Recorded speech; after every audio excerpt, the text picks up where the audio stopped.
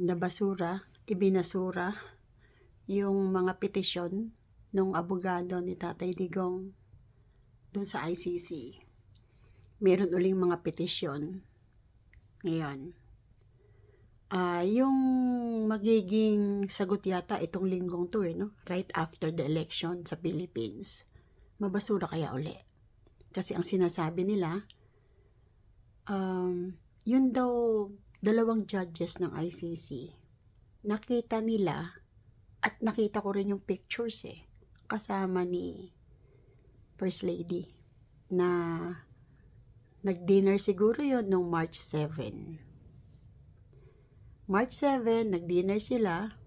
Nag-dinner sila kasama si First Lady. Naipakita dito sa YouTube at saka sa Facebook. So, doon pa lang, nung nakita ko yon, nakaramdam na ako ng kaiba. Ewan ko kayo. Diba? Sino ba yung merong matinding pagnanasa na mabura ang Duterte, hindi ba? Yung grupo nila. Ngayon, March 7, nag-dinner sila. March 8, nag-dinner uli si First Lady, kasama naman yung Tantoko. Tapos, after dinner, yun nga yung gabi na natigok daw si Tantoko. Excuse me. Tapos, March 8 yun. Tapos, March 11, kinidnap na nga si Tatay Digong.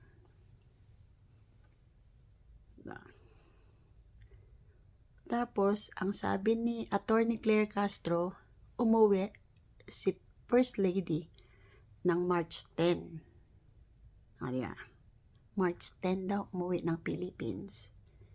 Pero since then, March 10, hindi na nakita si First Lady nakasama si PBBM until nagkaroon ng balita na merong Pilipino na powerful na taga-Pilipinas na nag-file ng interim release. Ano yung interim release?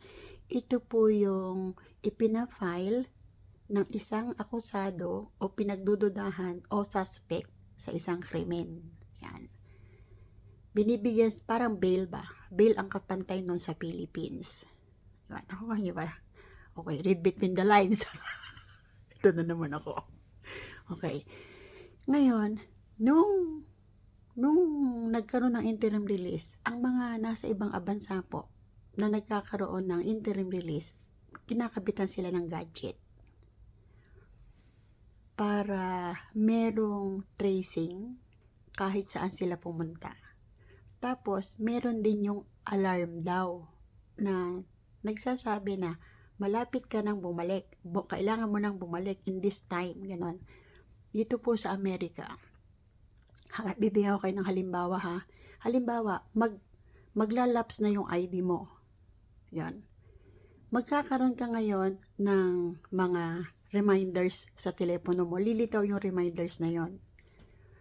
Bukod doon, lilitaw o magpapadala sila ng sulat na in 1 month time, you need to renew your ID. Ganon. Meron silang reminders. Ang ganda nga Tapos, pwera pa yon, meron pang darating sa yung sulat na you need to renew. Ganon. Kumisa naman, nare-renew na yun ng kusa. Kasi after the reminders na ipapadala sa'yo, bigla, magkakaroon ka uli ng sulat na na-renew na yun.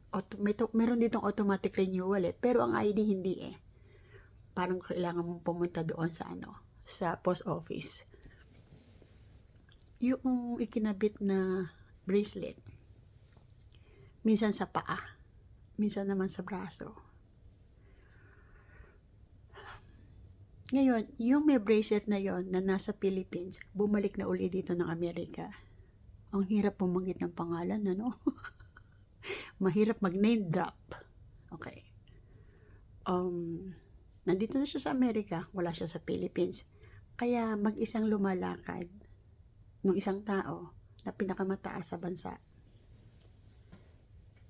Alam nyo ba na still hanggang ngayon, they were in a denial stage.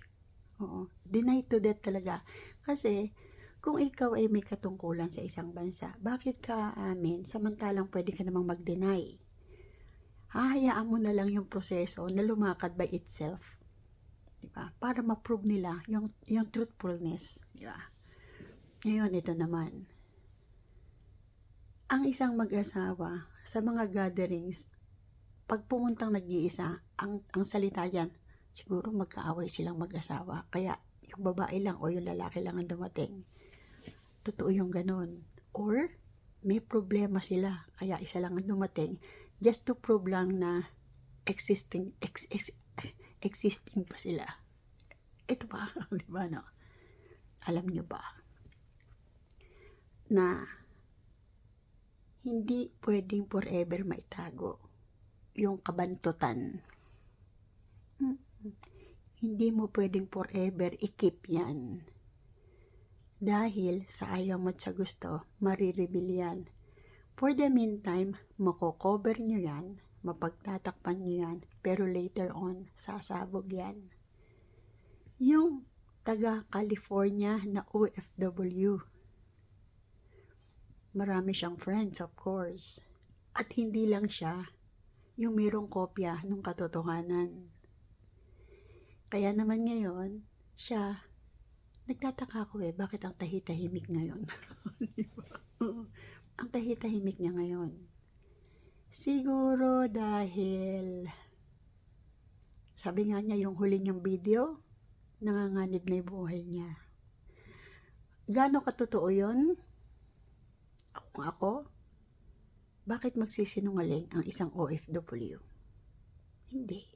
Kasi OFW ako Ano mapapala mo para gumawa ng sariling kwento o maling kwento? Yung mga OFW po, ang tanging hangad niyan, magkaroon ng magandang buhay ang pamilya sa Philippines. Ngayon, kung yung buhay nila isasakripisyo nila para sa iba, worth it ba? Hindi. Kasi you're fighting, you're living for your family. Bakit may sasakripisyo? So, ang mangyayari dyan, syempre, you need to protect yourself. And while protecting yourself, kailangan magtago ka muna. Part yan. Part ng pagtatago muna o hide yourself para sa safety mo, hindi ba? For the meantime, wala muna siyang vlog Wala siyang video, di ba? Pero, patuloy na lumalakad at umiinog ang mundo. Malapit nang mabaligtad. Kasi yung nasa ibabaw, pumupunta na sa gilid. Papunta na siya ng papunta ng gilid. Pag pumailalim yan, kasi nagising na ang sambayanan. Kasali ka ba sa sambayanan? Sali mo yung sarili mo, Pilipino ka hindi ba? Gumawa ka at tumulong ka para sa katotohanan, para sa kaligtasan ng bawat isa. Ang isa sa tanong dyan, makauwi pa kaya si Tatay Digong? Ako hopeful ako pero habang pinag-aaralan ko yung mga sinasabi ng lahat ng mga tao, matalino at hindi, nagkokomento, mababasa mo, iba ang palakad ng batas ng ICC sa Philippines. Yung fair and due process, iba yung para sa ICC. Iba yung sa Philippines. Ang sabi nila, hindi na makakabalik si Tatay Digong. Ako ano ang sabi ko? Ramdam ko, iipitin ng todo. Ang kalayaan ni Tatay Digong, nakadepende dun sa 3 judges. Yung 2, kasamang nag-dinner, yung isa, hindi. 2 against 1. Sino mananalo? Yung 2. Nagigets nyo ba? Kung babasahin mo yung mga sinasabi ng tao, makukuha mo yung sagot. Simple lang. Analyze nyo. Pag na-analyze nyo yung sitwasyon, hindi nyo natatanungin sila, makakalaya pa ba? Kasi ikaw mismo, sasagot mo, ulitin ko. Iba yung palakad ng batas sa ICC, iba sa Philippines. kasamang nag-dinner, yung dalawang judges. Isa yung hindi. Number games yan. Number games. Kung si BP Sara napatalsik, na impeach kasi number games, nandoon si Tambi, maraming ginawang paraan si Tambi para kumampi sa kanya yung mga congressmen na ngayon bumabaliktad na. Ang tanong dyan, nakasunod kay Tatay Digong, ma-impeach kayang tuluyan si BP Sara Duterte? Di ba? Kumikilos na taong bayan. Nasa kamay ng taong bayan kung tuluyang mai-impeach si BP Sara Duterte. Husgahan nyo ang lahat sa Lunes sa election. God bless the Philippines. God bless Tatay Digong. God bless BP Sara. God bless us all. Kasi nasa kamay ng mga Duterte ang muling ikagaganda at ikatatahimik ng bansa natin, ang bansang Pilipinas. Gising Pilipino, tayong mga Pilipino ang magtatanggol sa kapanatagan, sa kaayusan, at sa muling pagbangon ng Philippines.